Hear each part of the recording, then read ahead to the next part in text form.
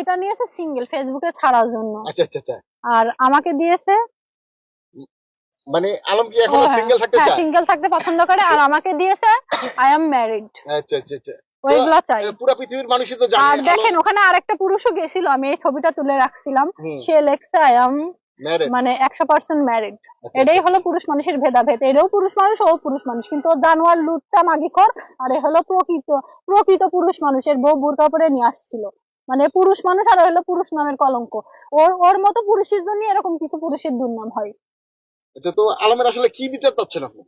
আমি বিচার চাচ্ছি আমার নিয়ে সংসার করুক।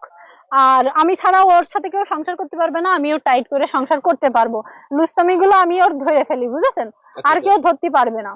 আচ্ছা, তো এখন যে থানায় আসলেন, আসলে থানা থেকে কোনো সমাধান কি না, আমি পেয়েছেন কিনা? থানায় আসলে যাইনি, আমার ফ্যামিলির লোকজন আসছে, তো তারা আসার পরে তারা যেটা বলবে ওইটাই।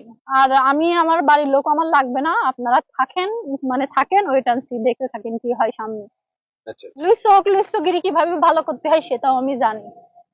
তো কিন্তু আসলে আসলে যে আমি যারা ব্যর্থ। এই যে এরকম আমি আসলে ব্যর্থ কিসের জন্য শুনবেন? আমি মানে কি কেমন একটা হয়ে গেছি, আমি একটা সময় ওর সাথে গ্যাঞ্জাম করে আমি আবার বাজারে ধরে মাপ চাই।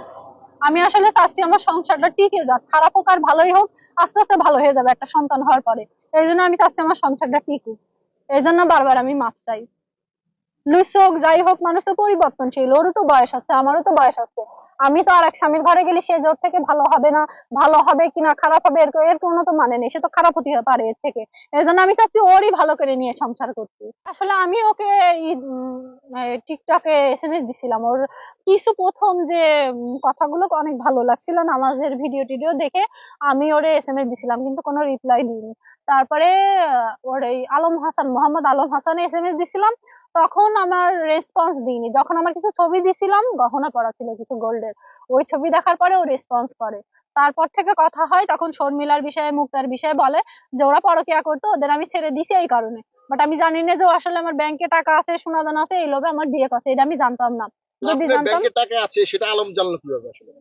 আমার অ্যাকাউন্টে টাকা আছে, ও দেখবে না? ওর এই যে ছেলের ওই ড্রোন কিনে দিলাম, তারপরে বাজার ঘাট করি, এগুলো দেখবে না ও? আচ্ছা, এটা তো বিয়ের পরে দেখলো। হ্যাঁ, তো আগে আসলে কি বিয়ের আগে ফুড পান্ডা সব জায়গায় কেনাকাটা করতাম, ওরও মার্কেট করে দিছি, ওইটা দেখছে। আচ্ছা, এরকম কত কত জায়গায় গিয়েছিলেন তার সাথে? উম বেশি জায়গায় যায়নি, আপনার বসুন্ধরার ভিতরে, এরিয়ার ভিতরে, ওখানে আমি থাকতাম, ওইখানে বসুন্ধরা সিটির ভিতরে মার্কেট করছি, ওইখানেই খাওয়া দাওয়া করছি। এর বাইরে কোথাও যাইনি। আর 300 ফিট গেছিলাম একবার। ওই না শেষ না, করেন না? বিয়ের আগে কোনো অবৈধ সম্পর্ক হয়নি। বিয়ের দিন টানাটানি মারামারি, বিয়ের দিন মারামারি হয়েছে, এই যে মেরেছে সে ভিডিও আছে আমার কাছে, জোর করে মেরে মেরে ওর বাসায় নিয়ে গেছিল বিয়ের আমার। দিন মারছিল? হ্যাঁ হ্যাঁ, আমার বাসা থেকে জোর করে নিয়ে গেছিল। শেষ করেন।